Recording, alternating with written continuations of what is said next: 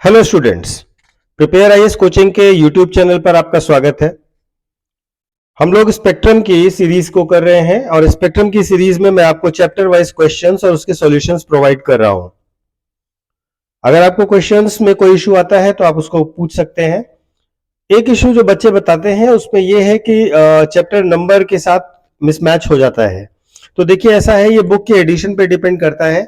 हमारे पास जो बुक है उसके एडिशन के हिसाब से मैं आपको चैप्टर का नेम इसीलिए हर वीडियो के लास्ट में बता देता हूं, जिससे आपको आइडिया रहे कि कौन सा चैप्टर अगला होगा।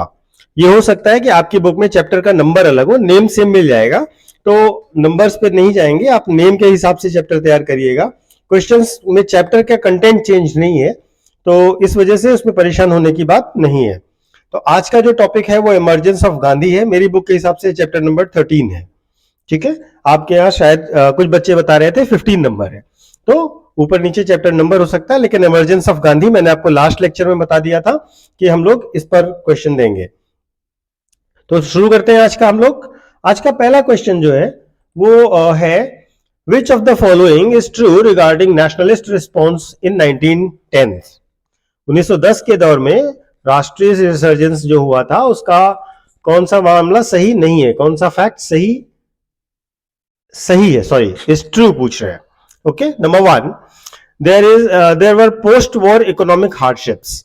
1910 के दौर में पोस्ट वॉर हार्डशिप्स थी, यानी कि युद्ध के उपरांत की कठिनाइयां थी।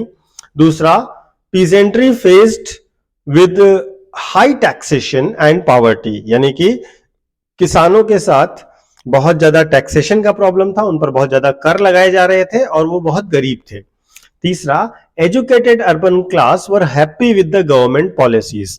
एजुकेटेड अर्बन क्लास गवर्नमेंट की पॉलिसीज से खुश था।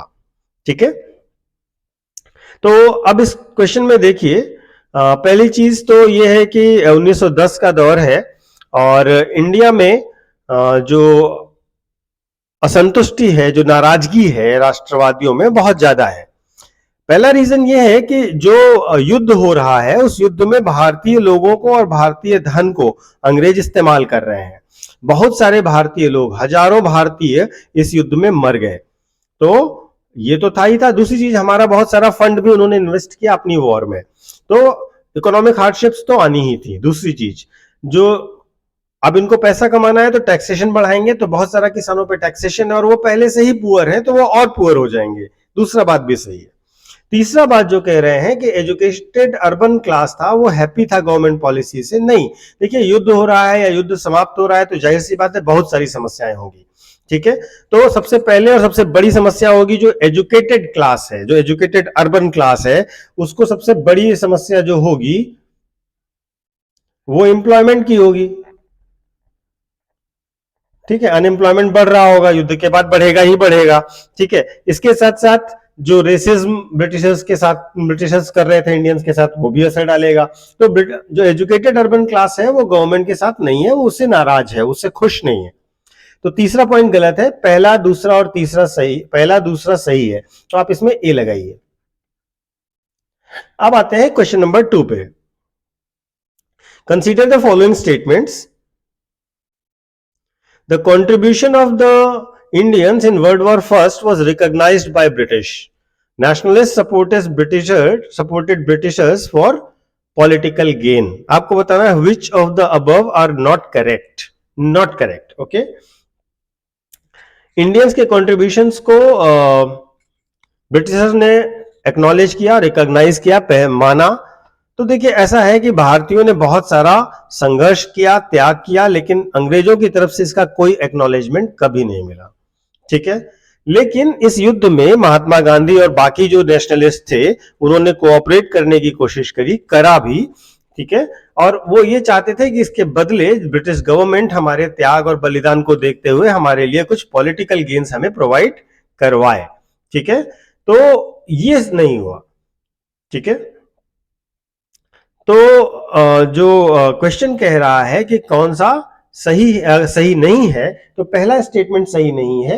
दूसरा स्टेटमेंट सही है कि नेशनलिस्ट लीडर्स, जिसमें गांधी भी शामिल है, वो ये मानते थे कि इससे हमें पॉलिटिकल गेन मिलेगा, जब हम वो अंग्रेज एडवांटेजेस पोजीशन में होंगे तो हमको भी उसका बेनिफिट देंगे युद्ध में। ठीक है, आते हैं क्वेश्चन नंबर 3 पर। क्वेश्चन नंबर 3 कह रहा है which of the following statements about Montagu Chelmsford reforms, आपको देखना है इनको, आपको बताना है कौन सा करेक्ट है, विच वन इज करेक्ट। ठीक है, तो number 1, Montagu Chelmsford reforms was part of carrot and stick policy. Montagu Chelmsford reforms जो है वो कैरेट एंड स्टिक पॉलिसी का एग्जाम्पल है। ठीक है, देखिए कैरेट एंड स्टिक पॉलिसी का मतलब क्या होता है, आपको आसान भाषा में समझा देते हैं कि कैरेट का मतलब है कि कुछ लालच देना, कुछ ऐसा देना जो लोगों को फायदा लगे, और स्टिक का मतलब है कि कठोरता से व्यवहार करना। ठीक है, मतलब लालच देना और पनिशमेंट करना, यह है कैरेट एंड स्टिक पॉलिसी। तो मॉन्टेग्यू चेम्सफोर्ड रिफॉर्म्स जो है वो कैरेट एंड स्टिक पॉलिसी पर यकीन करता है। ठीक है, दूसरा, with this reform British had shown good intention to share power with Indians. ठीक है, देखिए ब्रिटिशर्स ने ऐसा कोई इंटेंशन इसमें शो नहीं किया था कि वो पावर शेयर करना चाहते हैं भारतीयों के साथ। रिप्रेजेंटेटिव इंस्टीट्यूशन एक अलग मैटर है, लेकिन उससे कोई बहुत फायदा इंडियंस को नहीं होना था। तो इसलिए इसमें केवल 1 सही है, दूसरा गलत है। तो आप इसमें 1 सही है, दूसरा गलत है, तो इसलिए आप इसमें केवल ओनली 1 लगाइए। नेक्स्ट क्वेश्चन है question number 4, consider the following statements related to the Government of India Act 1919। Bharat सरकार अधिनियम 1919 के अंतर्गत निम्न कथनों पर विचार कीजिए। Number 1, dyarchy was introduced at the central level. Number 2, ministers need not to resign if no confidence motion was passed against them. आपको बताना है which one of the above is correct. तो पहले पर बात करते हैं, जो डायरकी है, डायरकी का मतलब होता है रूल ऑफ 2। ठीक है, यानी कि पावर सेंटर 2 होंगे। ठीक है, यानी कि जो रियल एग्जीक्यूटिव होगा और जो नॉमिनल एग्जीक्यूटिव होगा वो अलग अलग होंगे। तो डायरकी यानी द्वैत शासन, तो गवर्नर जनरल और एग्जीक्यूटिव काउंसिल के साथ साथ जो गवर्नमेंट है, इस तरीके से क्लासिफिकेशन हो जाएगा पावर का। ठीक, कुछ रिजर्व सब्जेक्ट होंगे, कुछ ट्रांसफर सब्जेक्ट होंगे, ये आपको बताया है। तो डायरकी जो है वो सेंट्रल गवर्नमेंट पर नहीं हुई, डायरकी का जो इंप्लीमेंटेशन है वो प्रोविंशियल लेवल पर हुआ था इस एक्ट के थ्रू। तो यहां पर सेंट्रल लेवल ना होकर के प्रोविंशियल लेवल होना चाहिए। ठीक है, दूसरा, जो मिनिस्टर्स हैं उन्हें रिस्पॉन्सिबल टू लेजिस्लेचर नहीं बनाया गया था। इसका मतलब यह हुआ कि अगर नो कॉन्फिडेंस मोशन पास हो गया तो उनको रिजाइन करने की जरूरत नहीं है। ठीक है ना, तो ये स्टेटमेंट जो है, इस स्टेटमेंट को ध्यान से देखिए तो समझिएगा कि चूंकि ये एक्ट जो है 1919 का, वो रिस्पॉन्सिबल गवर्नमेंट के नाम पर ही आ रहा है। ठीक है, तो यहां पर अगर लेजिस्लेचर किसी भी मंत्री के खिलाफ अविश्वास प्रस्ताव यानी नो कॉन्फिडेंस मोशन पास कर देगी तो उसको रिजाइन करना पड़ेगा, क्योंकि 1919 का जो एक्ट है वो रिस्पॉन्सिबल गवर्नमेंट पर फोकस कर रहा है। तो दूसरा स्टेटमेंट भी गलत है। ठीक है ना, नीड नॉट टू रिजाइन नहीं होगा, दे शुड रिजाइन। ठीक है, तो दोनों ही गलत है, तो इसमें आप डी लगाइए, नाइदर 1 नॉर 2। अब आते हैं नेक्स्ट क्वेश्चन पर। क्वेश्चन नंबर 5 है, consider the following statements related to Government of India Act 1919, यानी कि भारत सरकार अधिनियम 1919 के बारे में निम्न कथनों पर विचार करें। Number 1, the central legislature had no control over the viceroy. जो केंद्रीय विधायिका है उसका वायसराय पर कोई नियंत्रण नहीं है। दूसरा, equal allocation of seats for central legislature to the provinces, यानी कि हर प्रांत का समान रिप्रेजेंटेशन है सेंट्रल लेजिस्लेचर में, ऐसा कह रहा है सेकंड स्टेटमेंट। तो ये बात तो समझिएगा कि वायसराय को एक ज्यादा पावर दी जा रही है, एक्सक्लूसिव पावर्स दी जा रही है, तो सेंट्रल लेजिस्लेचर का उस पर कंट्रोल हो ही नहीं सकता। ठीक है, तो पहला स्टेटमेंट तो आपका सही हो गया। ठीक है, दूसरा statement, equal allocation of seats for central legislature to the provinces, दूसरा जो स्टेटमेंट है वो ये कह रहा है कि प्रोविंसेस के इक्वल रिप्रेजेंटेशन रहे सेंट्रल लेजिस्लेचर में, तो ये सही नहीं है। अलग अलग सेंट्रल लेजिस्लेचर को अलग अलग इंपॉर्टेंस के बेस पर ज्यादा रिप्रेजेंटेशन दिया गया था। जैसे पंजाब है तो पंजाब का मिलिट्री इंपॉर्टेंस था, बॉम्बे का कॉमर्शियल इंपॉर्टेंस था, तो उसके हिसाब से उनको सीट्स ज्यादा दी गई। तो इंपॉर्टेंस वाइज किया गया था, ना कि इक्वालिटी के बेस पर किया गया था। तो सेकंड स्टेटमेंट आपका गलत है। फर्स्ट स्टेटमेंट सही है तो ओनली 1 लगाइए। अब आते हैं क्वेश्चन नंबर 6 पर। क्वेश्चन नंबर 6 कह रहा है consider the following statements. Gandhi ji came to South Africa in 1898 as a lawyer for Dada Abdullah. Gandhi ji दादा अब्दुल्ला के वकील के तौर पर 1898 में साउथ अफ्रीका आए, दक्षिण अफ्रीका आए। दूसरा, he stayed there till 1914 and after which he return to India. ठीक है, तो दादा अब्दुल्ला के वकील बनकर के ही गए थे साउथ अफ्रीका में 1898 में। ठीक है, ये केस दादा अब्दुल्ला का था जिसमें वो रेसिज्म से रिलेटेड मामला था, इस वजह से वो गए थे। और इसके साथ साथ वो अफ्रीका में बहुत समय तक रहे, इंडियंस के राइट्स के लिए और जो रेसिज्म के अगेंस्ट के राइट्स के लिए वो लड़ाई करी, संघर्ष किया। ठीक है, और 1914 तक रहे। 1914 में वहां से वो वापस आते हैं और इंडिया पहुंच जाते हैं जनवरी 1915 में, जनवरी 1915 में। तो दूसरा स्टेटमेंट भी सही है, पहला स्टेटमेंट भी सही है, तो इसमें आप सी लगा दीजिए। अब आते हैं नेक्स्ट क्वेश्चन पर, क्वेश्चन नंबर 7 पर। Consider the following statements with regard to Tolstoy farm. Tolstoy farm जो साउथ अफ्रीका में गांधी जी ने बनाया था, उसके बारे में आपको विचार करना है। Number 1, the Tolstoy form was founded in 1910। Tolstoy form की स्थापना 1910 में हुई। दूसरा, the Tolstoy form was the first of its kind. ये अपनी तरह का पहला संगठन था। तीसरा पॉइंट, एट टॉल्स्टॉय फॉर्म को educational classes were also held. Tolstoy form में जो सह शिक्षा थी, को एजुकेशन था, वो दिया जाता था। ठीक है, तो टॉल्स्टॉय फॉर्म आप याद रखिएगा, गांधी जी ने लियो टॉल्स्टॉय के नाम पे बनाया था साउथ अफ्रीका में। और इसका जो नाम है ना, जो टॉल्स्टॉय नाम है, वो बेसिकली गांधी जी के एक सहयोगी थे, हरमन कैलेनबैच, उन्होंने दिया था। ठीक है, तो 1910 में इन्होंने बनाया था, ये बात सही है। दूसरा, टॉल्स्टॉय फॉर्म में ये अपनी तरह का पहला था नहीं, टॉल्स्टॉय फॉर्म गांधी जी के द्वारा स्टैब्लिश किया गया ऐसा दूसरा फॉर्म था। ठीक है ना, इससे पहले वो एक फिनिक्स फॉर्म 1904 में नेटल में बना चुके थे। ठीक है ना, तो ये सेकंड था, सेकंड ऑफ इट्स काइंड था, ना कि फर्स्ट था। ये फिनिक्स आश्रम था। ठीक है, ये इन्होंने स्टैब्लिश किया था 1904 में नेटल में। ठीक है, और ये एक एक्चुअली जॉन रस्किन की बुक थी। बुक का नाम था unto this last a critic of capitalism. उससे इंस्पायर होकर के इन्होंने स्टैब्लिश किया था। ठीक है, तो इसमें पहला और तीसरा सही है, दूसरा गलत है। को एजुकेशनल क्लासेस हुआ करती थी, तो आप बी लगाइए। ठीक है, ये जो को एजुकेशन होता था ना, ये basically vocational training programme type का था, जो all round development of boys and girls के ऑब्जेक्टिव से किया जा रहा था। नेक्स्ट क्वेश्चन है question number 8। With reference to Gandhi's experience in South Africa consider the following statements.